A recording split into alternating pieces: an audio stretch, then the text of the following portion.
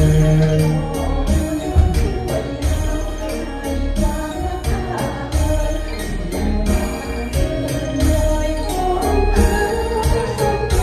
วลของเจ้าเอ๋ยนางไม่เลยข้ามปวดหัวใจร้อนนวลตัวกันที่ตายเคยทำขับคิดที่จะคิดช่วยได้ตอบสักนิดเธอชื่นใจ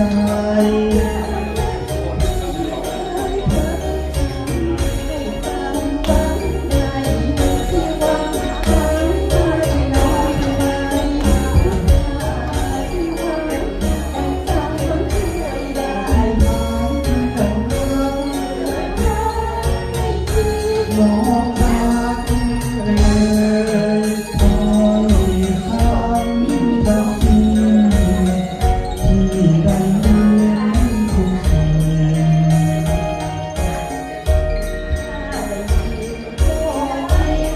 สนใจได้จริงสิ่งฝันบันดาล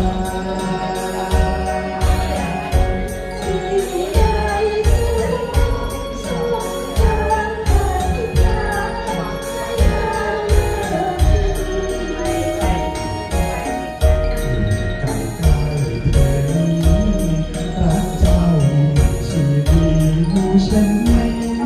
จนตาย